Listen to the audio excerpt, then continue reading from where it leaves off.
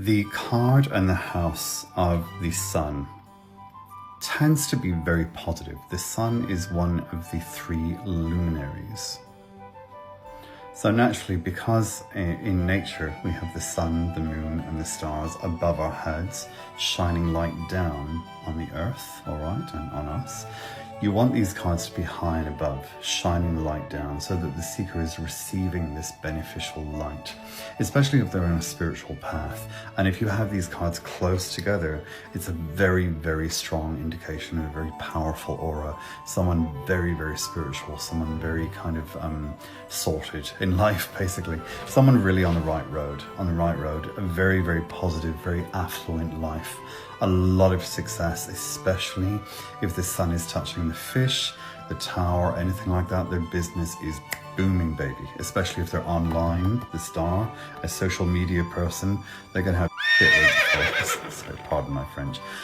Now, the sun, the house of the sun is a bit of a complicated one because it can mean many different things.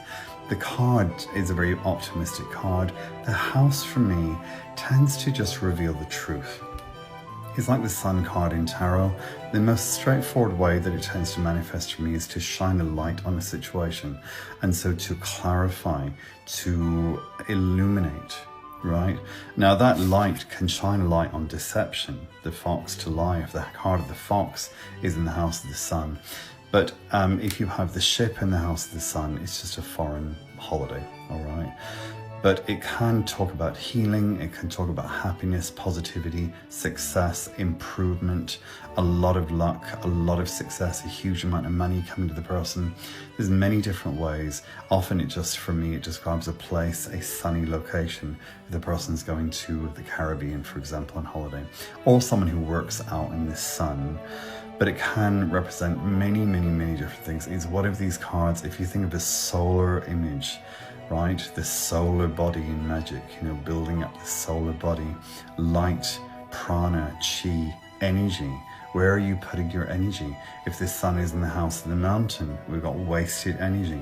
If the sun is being drained or shaded by the tree above or below, we've got wasted energy. You're putting your energy in the wrong direction, in the wrong place, or your efforts are not being appreciated, for example. I should say that I tend to find the majority of the readings that I do, I will stick to more, how do I put this? I will stick to the more negative ways of interpreting cards before I go to the more positive, more happy, Disney, optimistic. I hear a lot of people, especially with tarot, getting very happy and very optimistic. Everything's always joyful. All the cards are always upright.